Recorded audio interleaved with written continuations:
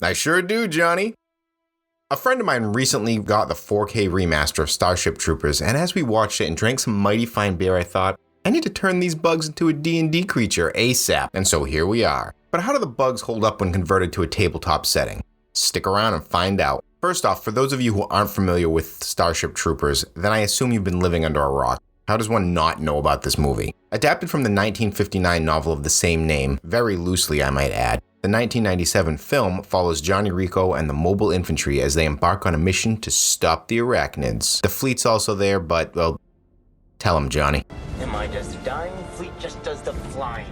The film spawned 3 sequels, 2 animated films, an animated show, and a slew of video games. The most recent being Starship Troopers Terran Command being released on June 16, 2022.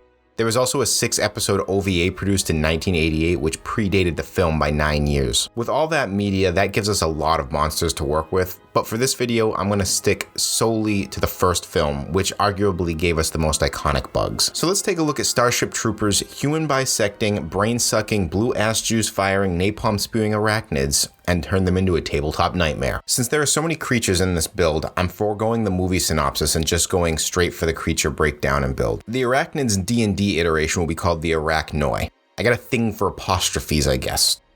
The Arachnoi are all neutral monstrosities. There could be an argument for chaotic evil, but then you would have to get into the third movie with their bug god, so let's just keep it simple for now. On to the bugs themselves. The first bug we're taking a look at is the Arachnid Warrior, which makes up the bulk of the forces. I should also note that when I'm doing the breakdown, I will be calling them Arachnids, and then calling them Arachnoi when I go over their actual stat block. The warrior bugs are the basic grunt of the Arachnid Empire, used on every front. The warrior is able to reproduce in much larger numbers than any other arachnid, allowing them to swell their numbers rapidly when colonizing a planet. Warriors are roughly 6 to 9 feet tall and have 6 limbs. 4 limbs are legs and are the primary mode of travel, the rear legs being substantially longer and providing all the locomotion. This gives them great speed as well as the ability to burrow and climb. The remaining 2 limbs are purely for slicing and dicing. My man here showing up even Gordon Ramsay when he's in the kitchen. The remaining 2 limbs are mounted on the side of the mandibles, which function similar to a praying mantis's arms, relieving many fools of their craniums. They lack any dexterity with these 4 legs and strictly use them for the old stabby stabby. See Exhibit A. They do have a short range of 3 feet, however. The last and more iconic feature of the warrior is its pincer-like mandibles, which are capable of severing limbs, cutting fools in half, and even crushing steel. But don't worry, these beasties aren't all just bite. They can take a licking and keep on stabbing the ever-living shit out of you as well. Per the film, warriors can lose a limb and still fight with 86% efficiency, and even fight through copious amounts of gunfire before being bodied. Warrior bugs have very tough exoskeletons, for sure, but they do have a weak spot, one that you'd probably have to call shot. Located at the center between the mandibles are the warrior's eyes and brainstem. Take out that brainstem and the beastie dies for good. The warrior is a simple build, ain't got no bells and whistles to it. Let's take a look at it. The Arachnoi Warrior. Neutral large monstrosity, armor class 12, hit points 30, and speed of 30. High strength, decent dex, decent con. Their damage vulnerabilities are fire and cold. They have a passive perception of 10, and their challenge rating 1. Their first trait is lethal after death. Upon being brought to 0 hit points, the Arachnoi Warrior can continue to fight for 1 additional turn. If at 0 HP, the Arachnoi Warrior does not heed the command of the Hive Mind's Command Arachnoi ability. We'll get into that when we get to the actual brain bug. It can make a multi-attack where it can generate 2 stab attacks. It also has a bite attack and 1 special ability called Swarm Call. The Arachnoi Warrior lets out a screech calling any other Arachnoi in a 30-yard radius to its aid. You can hit them real easy, they don't have a lot of hit points, but they function in a swarm technique. They're just going to overrun the ever-living hell out of you. But don't you worry, they got some support, flying support. Like their kin the warrior, the hoppers, which I'm calling skyblades, are the flying species of bug that are used for hit-and-run tactics against small units. They are the air support for larger attacks. The Skyblade is pretty much a green warrior bug with wings, but it trades the high defense of the warrior for aerial swiftness and agility. It does have a special feature which helps its survivability, inspired by the European praying mantis that I'll explain more in a moment. Because of this, the Skyblade isn't all that nimble on the ground. Yeah, one good firebolt and these guys are just like crispy little crickets. They attack enemies by grabbing and stabbing them with a pincer that's located on the rear of its tail, or by swooping down and slashing with their claws, then flying away quickly before the remaining enemies have a chance to attack. They have a propensity for decapitation. Another simple but effective build we got here. The Arachnoi Skyblade, a neutral large monstrosity with an armor class of 12, hit points of 22, flight speed of 60, and run speed of 15, which might be slightly generous. Mid-strength, good dex, kind of neutral con, int, and charisma. Damage vulnerabilities are fire, cold, and force, with a passive perception of 10. It's a challenge rating 1/2. The Skyblade has a multi-attack where it can make 2 impale attacks. It also has an additional attack called Eviscerate. As a reaction, the Skyblade has an ability called Metathoratic Ear. The Skyblade has evolved a Metathoratic Ear which allows them to hear better than their kin. The Skyblade may perform a dexterity check to avoid damage while in the air. You can throw all your shit at them all day, but if the dice are in their favor, they can keep dodging. Now, the Arachnids are not built solely on just lightweight, quick stabby flyers. They got some heavy artillery as well. So on to my favorite bug personally, which I'll be calling the Incinerator. The Incinerator resembles an Elotus obscura, a black beetle commonly found in North America. Like Elotes obscura, I don't even know if I'm actually saying that right because again, Latin names. The Incinerator has multiple parallel grooves on its exoskeleton, making them very easy to identify. The Incinerators are one of the largest members of the Arachnid forces and as such are a formidable mobile siege weapon. They have a propensity for burrowing under enemy forces, erupting from the ground, or in some cases making a little sand trap and nibbling on some legs. No, Michael Ironside.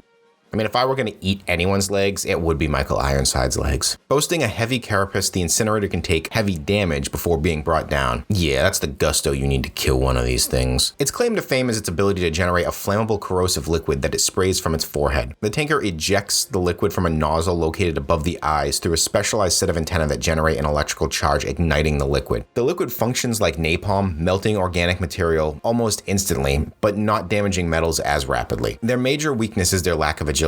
If you're able to stay to their side and out of their line of fire, then maybe you won't end up like a forgotten Choco Taco left on the beach. The Arachnoi Incinerator, a gargantuan monstrosity, neutral, armor class 18, hit points 132, a movement speed of 30 and a burrow speed of 30, 20 strength, 18 dex, 23 con, 13 intelligence, pretty much crap charisma and whatever wisdom. Damage vulnerabilities, piercing, cold, force, and fire. It has tremor sense up to 100 feet and a passive perception of 10. It's a challenge rating 5 monster. The Incinerator can make a multi-attack of 2 stomps. Its claim to fame is Caustic Fluid, which is a ranged attack that does fire damage plus a little acid damage. It can also make a bite attack, but the bite attack can only reach 1 foot and goes in tandem with its other special ability, Sand Trap. With Sand Trap, while underground, the Incinerator can use its turn to turn a 10-foot radius into a sand trap. The trap creates rough terrain, and any player caught in it must make a dex save or be knocked prone. While prone, the player moves 2 feet towards the center of the trap until a successful save is made. If the player fails to escape, they become in range of the bite attack. So that's our close range armor. What about our long range artillery? Well, the next creepy crawly we're looking at isn't really all that crawly. The plasma bug, which I'm calling the Firecaster, is the long-range artillery for the Arachnid army. I'm not really sold on the name Firecaster, so if you have a better name, drop it in the comments below. This behemoth is specially engineered to do one thing and one thing only: shoot hot plasma out of its ass. Arachnids over here shoveling Carolina Reapers down these things' throats. The plasma bug's abdomens generate superheated plasma and launch it with enough force to deflect asteroid. The plasma is hot enough that it can cut a Federation ship in half, so in the world of D&D, every castle hit is just, it's gonna melt. The plasma bug is also how the Arachnids colonize other worlds by launching their spore into space. They're one of the largest members of the Arachnids, and as such are painfully slow. They can take heavy damage, but have one clear weakness. The plasma that they generate is pretty volatile. One good impact, maybe some force damage or an explosion, can get these fire-shitting behemoths to explode. The Arachnoi Firecaster, a gargantuan monstrosity. Neutral. Armor class 17, 186 hit points with a movement speed of 10. High strength, high dex, high con, decent intellect. Not really wise, not really charismatic. Damage vulnerabilities are fire, cold, and force. Passive perception of 7. Challenge rating 7. Firecaster's trait is volatile core. The Firecaster core is constantly generating an explosive plasma. When killed, the Firecaster has a 50% chance to detonate based on an odd or even roll of a 1d4. The damage from this comes from self-destruct, which we'll look at in just 1 second. The Firecaster can do a multi-attack of 2 stomps, and it also has the ability Bombard, which is a long-range artillery strike that hits from 40 to 350 feet, causing fire damage. Targets hit by this attack are burned and take 1d4 damage each turn. Lastly but not least, the self-destruct ability. The Firecaster can willingly self-destruct, causing 50 or 60 12 plus 5 fire damage to everything in a 40-yard radius. So yeah, you can kill them, but you gotta make sure you get out of there possibly, or they just go all wheezing on your ass and self-destruct. Last but not least, we're onto our final bug from the film, the brain bug. The big overstuffed burrito looking motherfucker. Look at Carl getting all excited for the forbidden carnitas within. Brain bugs are the leadership caste amongst the arachnids and serve a vital role as the hive brain. They're highly intelligent and command the entire bug colony for each planet, directing their forces across vast distances. Unlike other arachnids, the brain bugs are physically defenseless, but it can produce a high-pitched screaming noise capable of bursting blood vessels in human heads over short distances. That's not seen in this film, but I'm including it because if not, I'd have to revisit the brain bug later and I don't want to do that. They resemble large grub-like creatures, so fat that they're incapable of traveling on their own, relying instead on the chariot bug to carry them. Getting real pompous dick vibes from these Mexican delights. They have multiple eyes on their heads and a fleshy mouth. Might wanna get that checked out. Could possibly be the clap. It may be squishy, but it's always got an entourage of stabby boys ready to fight to the last to protect it. In fact, the brain bug is so important that any direct threat to the brain will see the arachnids horde cease attacking until the brain manages to escape. The brain's most potent ability is its capacity to steal knowledge from the minds of other beings. Using its sharp proboscis that protrudes from its mouth, honestly, get it checked. This appendage is designed to break through the skull of a sapient being and penetrate into the brain itself. Once the brain bug is poking around in the gray matter, it begins to consume the brain and absorb all the memories and knowledge. While the brain bug is in your head, it can temporarily control a human body, using it to perform tasks like make false distress calls. The distress call was a trap. You're so smart, Johnny. This provides the bugs with a great deal of intelligence on their enemies, learning vital secrets from the brain smoothie. During the bug war, any humans captured were for a time brought before the brain bug as a form of interrogation. And by interrogation, I mean staring down a giant burrito as its dick sucks your brain into its vagina. The Arachnoid hive mind. Large monstrosity, neutral, armor class 10, hit points 38. Movement speed of 0 without chariot beetles, 15 with chariot beetles. 10 strength, 10 dex, 10 con, 25 in, 18 whiz, 10 charisma. Its saving throws are intellect. Damage immunities are psychic, damage vulnerabilities are fire and cold. Its condition immunities are charmed and deafened. It has dark vision up to 120 feet and a passive perception of 14.